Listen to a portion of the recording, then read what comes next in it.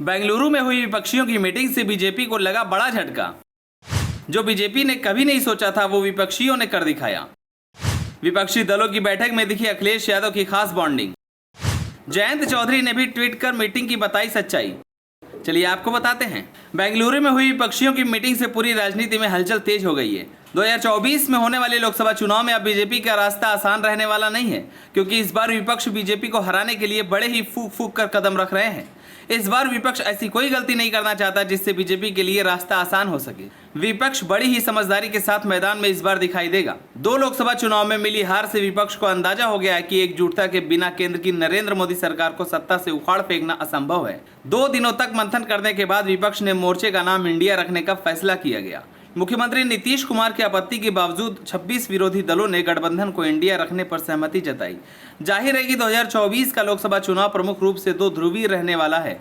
India बनाम NDA के मुकाबले की बिसात बिछाने जा रही है। बीजेपी के खिलाफ आगामी लोकसभा चुनाव में विपक्षी दलों ने कमर कस ली है। केंद्र की नरेंद्र मोदी सरकार को दिल्ली की गद्दी से हटाने के लिए बेंगलुरु में विपक्षी नेता जुटे थे।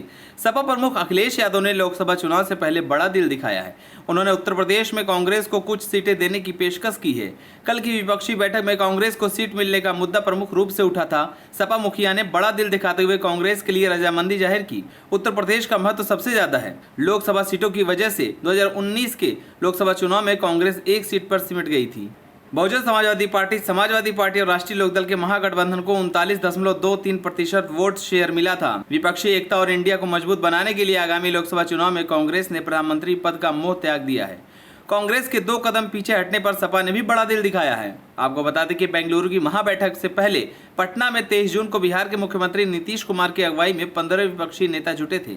लेकिन बेंगलुरु में हुई विपक्ष की बैठक के बाद जयंत चौधरी के एक ट्वीट ने पूरे राजनीतिक दलों की नींद उड़ा दी है। बेंगलुरु में हुई बैठक को लेकर जयंत चौधरी ने प्रतिक्रिया देते हुए कहा कि बेंगलुरु में हुई विपक्ष की बैठक की अंदरूनी जानकारी। बैठक में हर नेता ने लोगों के मुद्दे और एजेंडे के बारे में बात की है। बैठक में देश की चुनौतियों के बारे में बात की गई है, लेकिन पीएम नरेंद्र मोदी पर 0 डिस्कशन हुआ है। जयंत चौधरी के इस ट्वीट ने यूपी में सियासी हलचल बढ़ा दी है। जयंत चौधरी के ट्वीट ने विपक्ष एकता में फूट की अटकलों को हवा दी है। हालांकि बीते दिनों जयंत चौधरी की पार्टी के एनडीए के साथ जाने की खूब चर्चा हुई थी, लेकिन इन चर्चाओं के बीच जयंत चौधरी ने बीजेपी के साथ गठबंधन से इनकार कर दिया था। आपको बता दें कि जयंत चौधरी बेंगलुरु जाने से पहले भी एक ट्वीट किए थे। ट्वीट में जयंत चौधरी ने अखिलेश यादव और बिहार के डिप्टी सीएम तेजस्वी यादव के डेलीगेट कार्ड की फोटो शेयर की थी, जिसमें लिखा था यूनाइटेड वी स्टैंड, यानी संगठन में शक्ति है। जयंत चौधरी के इन 2 ट्वीट से ये साफ हो गया कि वो किस पार्टी की तरफ है। लेकिन ऐसा माना जा रहा है कि उत्तर प्रदेश विधानसभा चुनाव से पहले साथी बने रालोद प्रमुख जयंत चौधरी और सपा प्रमुख अखिलेश यादव के बीच कुछ खटपट चल रही थी। इससे कयास लगाया जा रहा था कि वे आगामी लोकसभा चुनाव में भारतीय जनता पार्टी के साथ मिलकर चुनाव लड़ सकते हैं। हालांकि अब इसकी उम्मीद कम जताई जा रही है, लेकिन कुछ राजनीतिक विश्लेषज्ञों का मानना है कि जयंत ने अभी अंतिम फैसला नहीं किया है और वह हवाओं का रुख भांप कर किसकी तरफ जा सकते हैं अभी ये साफ नहीं हुआ है।